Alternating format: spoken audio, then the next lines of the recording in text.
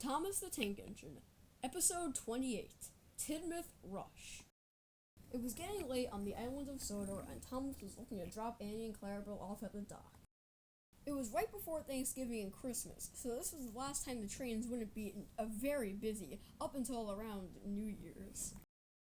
"Hey, Cranky," asked Thomas, "would you mind loading Annie and Clarabelle onto your track?"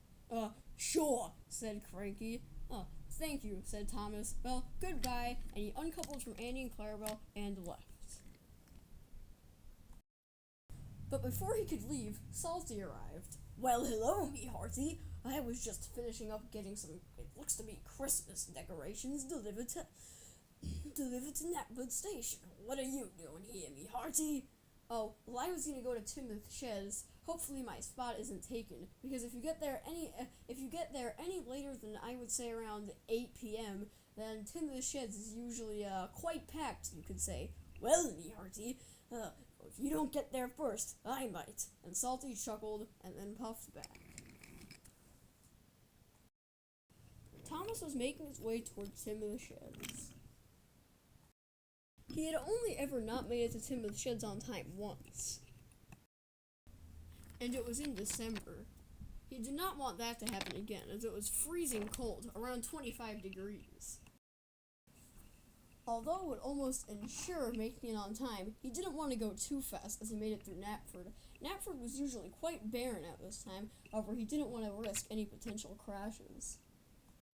Although Knapford wasn't very busy, there were many places like Mr. McColl's farm and the logging company, which were also quite busy. Toby was taking some milk tankers around, and Percy was pulling a load full of grain. However, luckily, Thomas made it on time and raced around the bend into the shed. "Well, hello, Thomas. You went quite fast." "You really did," said James. "Yeah, that might have been the quickest I've ever seen you go," remarked Emily. "Guys, be quiet," said Thomas, and he backed slowly into his siding. "Oh no," said Gordon. "It seems that there might not be enough room for Edward." And Gordon was right. Edward puffed in and said, "Oh no, guys, it seems that I don't have a place to sleep tonight. Well, it's fine. Don't worry about me. I'll just, probably end up sleeping at the docks or in the yard. Just, save me a seat next time." And Edward puffed away. At first, he tried a siding in Glenlock. This place isn't bad, but I think I can find better," he said to himself as he left. Edward then decided to try out Knapford. This should be a better place," he said to himself. Knapford might have an open spot, but it would be very busy. There were still trains running through and around the yard, and Edward would find it hard to get sleep for another few hours. Edward picked a place he deemed suitable on the Knapford yard, thinking that maybe he would find some place to sleep, and although it wasn't as loud as he expected, engines did need to go through this area. Once as Edward was about to doze off, Rosie puffed up. "Hello, Edward. I'm not meaning to be rude, however, I do need to get past you to get to my destination." "Oh, I'm sorry," said Edward. It's fine, but can you please just find someplace else to sleep?" Of course," said Edward, and Rosie backed away so Edward could leave. He rolled into the dock slowly and sheepishly. However, once noticing that there was no spot open, he left. "Oh, hi," said Harvey. "Hello," said Edward.